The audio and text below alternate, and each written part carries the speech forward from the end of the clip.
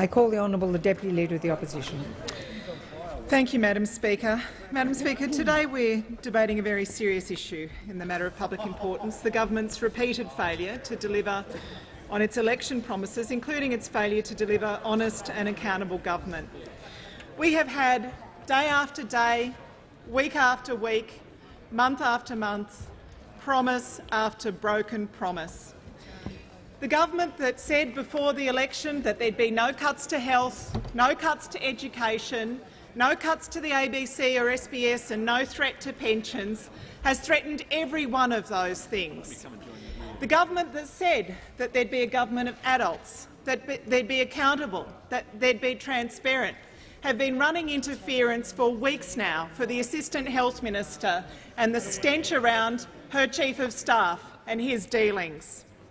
Before the election, the Prime Minister said there's been no he said he'd be a government of no surprises and no excuses, and since then he has said there's been no broken promise and there will be no broken promises under this government.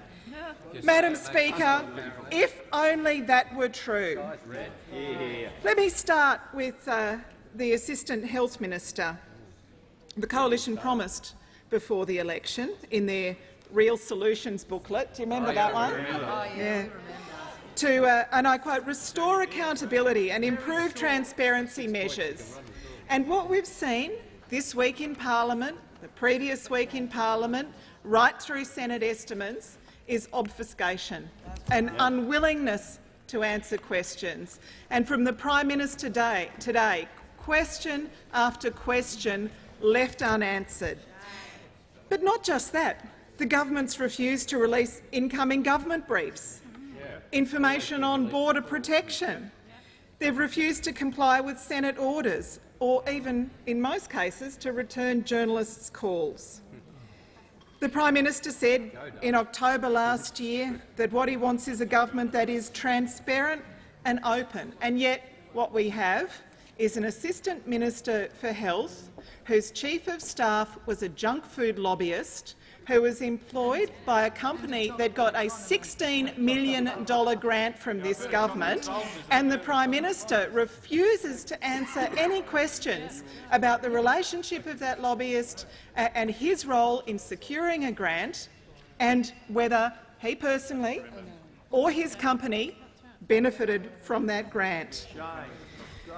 Today, of course, all of us, and I believe all of us on both sides, have heard the news of job losses at Qantas with a great deal of concern, deep concern, for those workers who are going home today to talk to their families about their future. My father worked for Qantas for 21 years, and I know how we felt about the security of his job, the fact that he could come home every week. In the days of the cash pay packet, he'd bring his paycheck home, his pay packet home to Mum every week and hand over that envelope with cash in it. And that was everything for us. That was the roof over our heads, that was food on the table. That meant that if I needed to go on a school excursion or Mum needed to buy me school shoes, that pay packet paid for all of that. We all knew how important it was. Our whole family did. From my earliest memory, I remember that. There's 5,000 people. In fact, because those people don't know who they are at Qantas, there are thousands of Qantas employees going home today who can no longer give their family that security, who can no longer be confident of their economic future. And when we talk about this government's rhetoric on jobs before the election compared to their practice since the election, before the election they said they would create 1 million jobs. What has actually happened since their election? What has actually happened? Every 3 minutes. One job lost every 3 minutes. Every time a minister on the other side gets up and fails to answer a question in this place, one job lost. Every answer not given, every obfuscation, one job lost. 63,000 jobs lost up till today, and today, Qantas's announcement, another 5,000 jobs lost.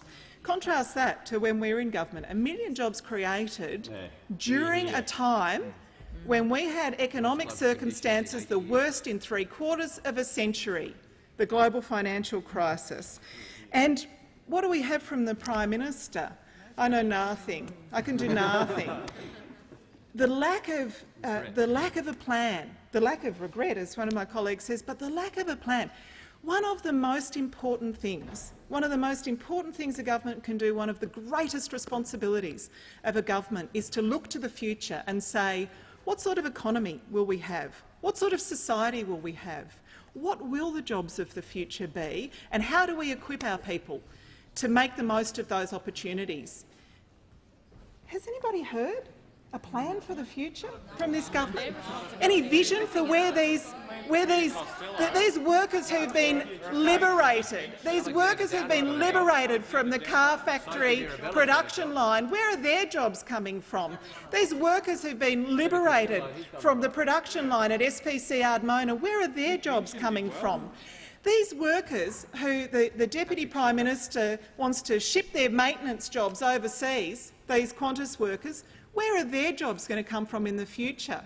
The Prime Minister pretends that we're saying to him, you need to guarantee every single job. But you know what would be a great comfort to these workers? A great comfort would be to know that they're going to get immediate assistance from the government to help them cope with the biggest change in their lives. And the other thing that would help these workers is to know that the people sitting opposite have some inkling, some idea, some plan for the future. Now, those opposite also said there'd be no cuts to health and no cuts to education. Well, no cuts to health. Let's have a look at the difference between the 2013 budget and the mid-year economic and fiscal outlook under those opposite. What came out of hospitals in that time? $560.3 million, more than $500 million cut between the budget in May and the mid-year economic forecast. Between the budget in May and the mid-year— oh, one of the members opposite's talking about Victoria. Guess what Victoria is going to lose between the budget and the mid-year economic forecast? $277 million. $277 million. What do you say about that? $277 million. What do you say about that?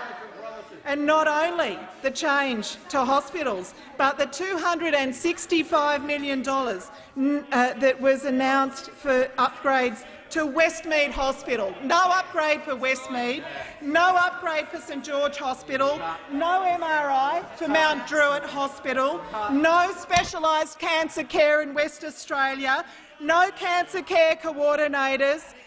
And the South Australian government needed to step in and build the neonatal unit at Flinders Medical Centre that was budgeted for. That money was set aside. That money was in the budget, and those opposite cut it. They cut it despite their promise. And education. The Minister for Education never comes in here to answer a question on education. When was the last time anybody heard the member for Sturt say a single thing about education? And instead of talking about education, he's off on some frolic of his own. But he promised no school worse off under your government. And all of you have to go home and you have to explain to your schools why you are robbing them, why you are robbing those children of education funding. You have to go home and explain why you are cutting education funding. Labor's Gonski proposal— We'll have some quiet in the chamber, and I would say to the Deputy Leader she will address her remarks through the chair. $14.65 billion, Madam Speaker, was our proposal. What's their proposal? $2.8 billion. What's the difference between 14.65 and 2.8 billion?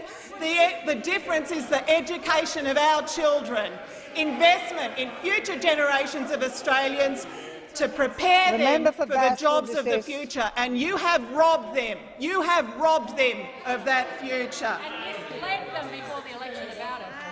The member Sturt said no school worse off.